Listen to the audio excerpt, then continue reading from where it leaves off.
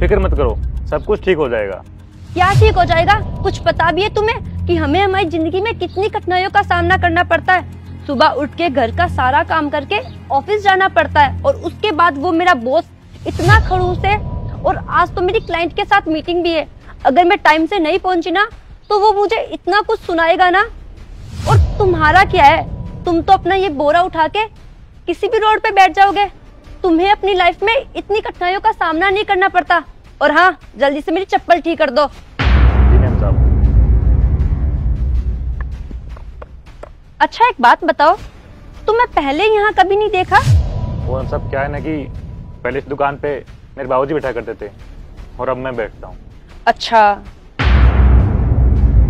और ये किताब कैसी है? ये तुम्हारी है? जी मैम साहब, ये किताब मेरी है। इसका मतलब तुम पढ़ाई भी करते हो? हाँ जी मैम साहब, मैं पढ़ाई भी करता हूँ। और मैम साहब, मैं सेकेंड ईयर में हूँ और मुझे पढ़ना बहुत अच्छा लगता है मैम साहब। और मैम साहब, मेरे पास इतना समय नहीं होता कि मैं अलग से पढ़ाई कर सकूँ, तो मैं जब भी घर से आता हूँ तो अपनी बुक साथ में ले आता हूँ ताकि यहाँ बैठ के पढ़ सकूँ। अरे तुम्हारे बाबूजी को कोई शर्म वरम है कि नहीं है? पढ़ाई छुड़वा के तुमसे ये काम करवा रहे हैं? नहीं मैम साहब, ऐसी बात नहीं है। वो दरअसल क्या है, मेरे बाबूजी की तबीयत खराब रहने लगी है और डॉक्टर ने उन्हें आराम करने का बोला है। और मैम साहब, घर तो चलाना पड़ेगा ना, तो मुझे पढ़ाई के साथ साथ ये सब करना पड़ता है। और ये बात मैंने अपने पापा को नहीं बताई है कि मैं पढ़ाई भी साथ साथ करता हूँ। अरे पर तुम्हें उनसे झूठ बोलने की क्या जरूरत है? तुम उन्हें सच भी तो बता सकते हो। हाँ मैम साहब, आप ठीक कह रहे हो। मैं अपने बाबूजी को सच बता सकता हूँ, लेकिन मैं ये जानबूझ कर नहीं बताऊंगा। अगर उनको ये बात पता लगी मैं कॉलेज छोड़ के यहाँ दुकान संभाल रहा हूँ और यहाँ पढ़ाई कर रहा हूँ तो उनका बहुत बुरा लगेगा और बाबूजी मुझसे यही कहेंगे कि अपने कॉलेज की पढ़ाई पूरी करो।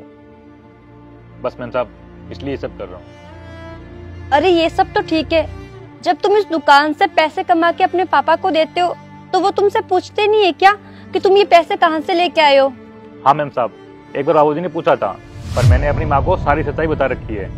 मेरी माँ एक बहुत बड़े साहब के यहाँ काम करती है और मैंने भी कह दिया बाबूजी से कि पैसे साहब ने दिए हैं और साहब बहुत अच्छे इंसान है। अरे तुम तो बड़े बेकार आदमी हो, मेहनत करो तुम और क्रेडिट ले जाए वो साहब, ये भी कोई बात हुई? मैम साहब, हमारे घर में पैसा आना चाहिए, हमें वो मतलब नहीं कि पैसा कहाँ से आ रहा है। अरे भैया, मैंने आपको खामखा इतना सुना दिया और आपको मैंने इतना गलत समझा, पर आपकी इन बातों से मुझे बहुत अच्छी सीख मिली है कि कभी भी इंसान को अपनी परेशानियों से घबराना नहीं चाहिए, बल्कि उनका डट के सामना करना चाहिए। मैं तो ऐसे ही घबरा गई। भैया, अगर मेरी चप्पल ठीक होगी तो आप मुझे दे दो ना? हाँ मैम साहब, हो गई बस, ये लीजिए। अच्छा, कितने रुपए हुए? मैम साहब, 50 रुपये हुए हैं। ये लो भैया, ये 1000 रुपए, ये आप रख लो। अरे मैम साहब, ये तो बहुत ज्यादा है, जितने पैसे हुए हैं उतने दीजिए ना।